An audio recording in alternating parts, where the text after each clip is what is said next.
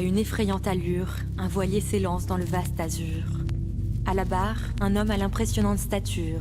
Il a tout été, chauffeur, colporteur, acheteur de café en Éthiopie, vendeur de perles à Djibouti, trafiquant d'armes et de hashish, marin et écrivain. Cet homme d'un autre temps est à la fois poète et vénal, prodige de l'aventure et génie du mal. Il s'appelle Henri de Montfred. Le chaos des flots anime l'iris de ses yeux d'un bleu cruel. Sur toutes les rives de la mer Rouge, on le craint comme on l'admire. Du Yémen à l'Égypte, du Soudan à l'Arabie Saoudite, tous le connaissent comme le loup des mers. L'appel du grand large l'a pris à 4 ans. En 1883, sur le navire de son père, un peintre ami de Gauguin, il ressent au creux de sa chair la puissance de l'océan, la force vitale du vent. Adolescent, Henri est renvoyé du lycée, puis il rate le concours de centrale, se ruine dans les affaires. À 30 ans, il est contrôleur de la qualité du lait. Il peine à gagner sa vie et il tombe gravement malade. Secoué de violents frissons, il tremble de chaud et de froid, pris par une fièvre ondulante, la fièvre de Malte.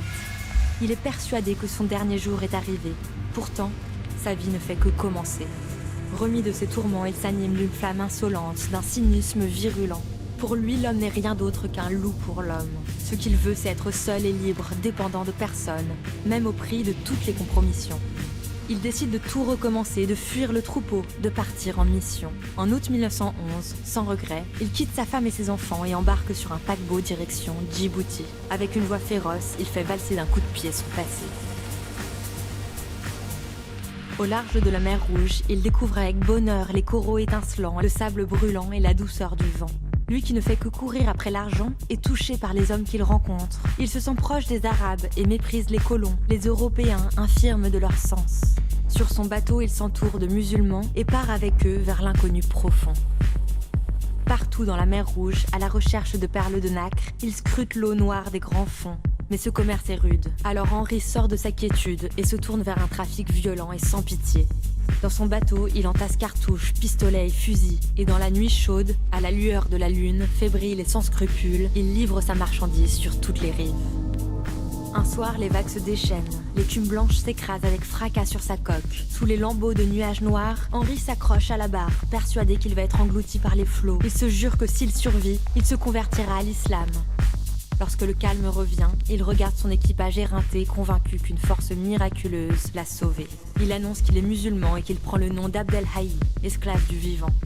Sur le pont, il se sent comme un homme nouveau. Il écrit « C'est comme si la symphonie bleue du ciel et de l'eau peignait l'âme entière de la sérénité de sa lumière. » Chaque jour à l'aube, enivré par les parfums marins, il noircit des carnets de textes où affleurent des vents sulfureux, de grandes vagues bleues, des feux qui réchauffent à la tombée des ombres et des secrets impénétrables, ceux de la mer Rouge.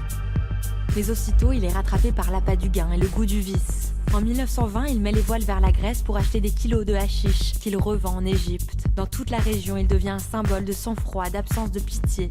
Ses ennemis, Montfred n'hésite pas à les assassiner. Une nuit, sur une barque au large, il tue froidement un homme qui menace de le dénoncer.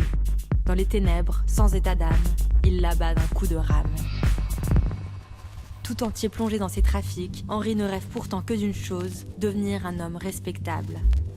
En 1929, il rencontre Joseph Kessel et l'accompagne en reportage sur la route des esclaves. Kessel est fasciné par le talent littéraire d'Henri, il le pousse à publier. En 1931, Les Secrets de la mer Rouge est un immense succès. 5 ans plus tard, la guerre éclate en Éthiopie. L'Italie fasciste pénètre dans le pays. Fasciné par Mussolini, Henri soutient les troupes de Rome. À plusieurs reprises, il rencontre le Duce, béat d'admiration devant celui dont il est persuadé qu'il veut remettre de l'ordre dans le chaos de l'humanité. Mais le vent tourne. En 1941, l'Éthiopie est libérée par les Britanniques. Henri est déporté au Kenya. Amaigri et souffrant, parmi les prisonniers suintants, il continue d'écrire « J'oublie la terre, je ne pense qu'à la mer ». En 1947, Henri a 68 ans. Plus que tout, il craint de rentrer à Paris. Lui qui a soutenu le maréchal Pétain a peur de l'épuration. Il s'installe finalement en France, à Ingrande. Il peint, joue du piano et écrit « J'ai de quoi éclairer mon crépuscule », dit-il. Je rumine. Les pieds dans ses pantoufles, il ressasse sa vie mouvementée. Comme on écoute au creux d'un coquillage qui conserve en lui la rumeur de la mer, il garde en lui le grondement du souvenir. Pour arrondir ses fins de mois, il vend des tableaux de maître qu'il dit tenir de Gauguin. Après sa mort, on découvrira que tous ses chefs-d'œuvre étaient peints par Henri lui-même. Avant de mourir, il note d'une main mi-apaisée, mi-écrit J'ai toujours été seule. Je passais inaperçue, noyée dans la masse, on ne me voyait pas. Ainsi, j'ai vu bien des choses qui n'étaient pas préparées, l'envers du décor. C'est cela qui est intéressant.